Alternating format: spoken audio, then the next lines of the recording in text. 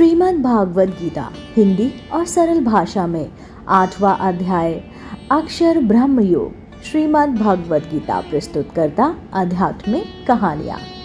7वें अध्याय में 1 से 3 श्लोक तक भगवान ने अर्जुन को सत्य स्वरूप का तत्व सुनने के लिए सावधान कर उसे कहने की प्रतिज्ञा की।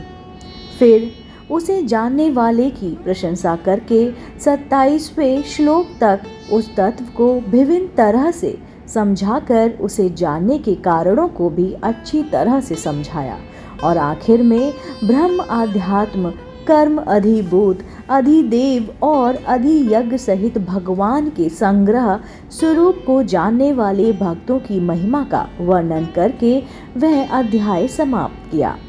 लेकिन ब्रह्म अध्याय कर्म अधिभूत अधिदेव और अधियज्ञ इन 6 बातों का और मरण काल में भगवान को जानने की बात का रहस्य समझ में नहीं आया।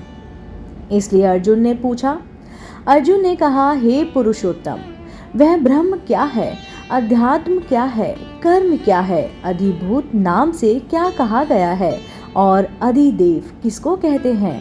हे मधुसूदन, यहाँ अधियज्ञ कौन है और वह इस शरीर में कैसे है, तथा युक्त चित्त वाले पुरुषों द्वारा अंत समय में आप किस प्रकार जानने में आते हैं। श्रीमान भगवान ने कहा, परम अक्षर ब्रह्म है, अपना स्वरूप अर्थात जीवात्मा अध्यात्म नाम से कहा जाता है तथा भूतों के भाव को उत्पन्न करने वाला जो त्याग है वह कर्म नाम से कहा गया है। उत्पत्ति विनाश धर्म वाले सब पदार्थ अधिभूत हैं। हिरण्यमय पुरुष अधिदेव हैं और हे देहधारियों में श्रेष्ठ अर्जुन, इस शरीर में मैं वासुदेव की अंतर्यामी रूप से अधियज्ञ हूँ।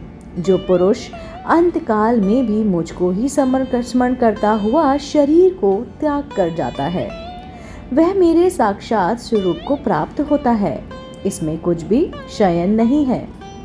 हे कुंती पुत्र अर्जुन, यह मनुष्य अंतकाल में जिस भी भाव को स्मरण करता हुआ शरीर का त्याग करता है उसको ही प्राप्त होता है, क्योंकि वह सदा उसी भाव में भावित रहा है।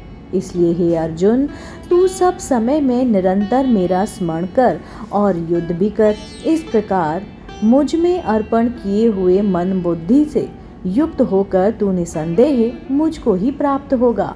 हे पार्थ, यह नियम है कि परमेश्वर के ध्यान के अभ्यास रूप योग से युक्त दूसरी ओर ना जाने वाले चित्त से निरंतर चिंतन करता हुआ मनुष्य परम प्रकाश रूप दिव्य पुरुष को अर्थात परमेश्वर को ही प्राप्त होता है।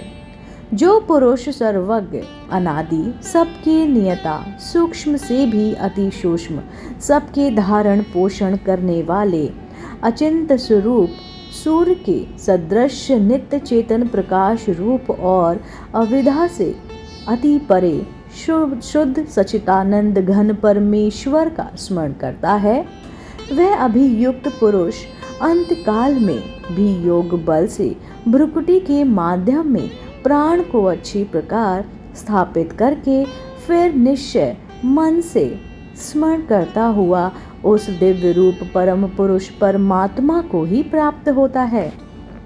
वेद के जानने वाले विद्वान जिस सच्चिदानंद घन स्वरूप परम पद को अविनाशी कहते हैं, आसक्ति रहित सन्यासी महात्म जन जिसमें प्रवेश करते हैं और जिस परम पद को चाहने वाले ब्रह्मचारी लोग ब्रह्मचार्य का आचरण करते हैं, उस परम पद को मैं तेरे लिए संक्षेप में कहूँगा। सब इंद्रियों के द्वारों को रोक कर तथा मन को हृदय देश में स्थिर करके फिर उस जीते हुए मन के द्वारा प्राण को मस्तक में स्थापित करके परमात्मा संबंधी योग धारणा में स्थित होकर जो भी पुरुष ओम इस एक अक्षर रूप ब्रह्म का उच्चारण करता हुआ और उसके अर्थ स्वरूप मुझ निर्गुण ब्रह्म के का चिंतन करता हुआ शरीर को त्याग कर जाता है, वह परम पुरुष गति को प्राप्त होता है। हे अर्जुन, जो पुरुष मुझ में अन्य चित्त होकर सदा ही निरंतर मुझ पुरुषोत्तम को स्मरण करता हुआ उस नित्य निरंतर मुझ में युक्त हुए योगियों के लिए मैं सुलभ हूँ, अर्थात मैं उसे सहज ही प्राप्त हो जाता हूँ। परम सिद्धि को प्राप्त महात्म जन मुझको प्राप्त होकर दुखों के घर तथा क्षण भंगुर पुनर्जन्म को नहीं प्राप्त होते। हे अर्जुन, ब्रह्म लोग सब लोग पुनरावर्ती हैं, परंतु हे कुंती पुत्र, मुझको प्राप्त होकर पुनर्जन्म नहीं होता, क्योंकि मैं कालातीत हूँ और यह सब ब्रह्म आदि के लोग काल के द्वारा सीमित होने से अनित्य हैं। ब्रह्म का जो एक दिन है उसको 1000 चतुर्गी तथा और तक की अवधि वाला और रात्रि को भी 1000 चतुर्युगी तथा की अवधि वाला जो पुरुष तत्व से जानते हैं वे योगी जन काल के तत्व को जानने वाले हैं। संपूर्ण चराचर भूतगण ब्रह्म के दिन में प्रवेश काल में अव्यक्त से अर्थात ब्रह्म के सूक्ष्म शरीर से उत्पन्न होते हैं और ब्रह्म की रात्रि के प्रवेश काल में उस अव्यक्त नामक ब्रह्म के सूक्ष्म शरीर में लीन हो जाते हैं।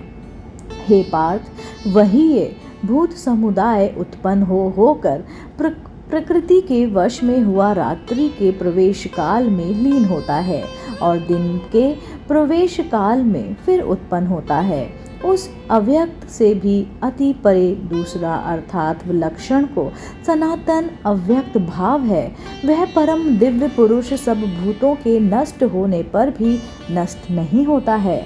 जो अव्यक्त अक्षर इस नाम से कहा गया है, उसी अक्षर नामक अव्यक्त भाव को परम गति कहते हैं तथा जिस सनातन अव्यक्त भक्त भाव को प्राप्त होकर मनुष्य वापस नहीं आते, वह मेरा परम धाम है।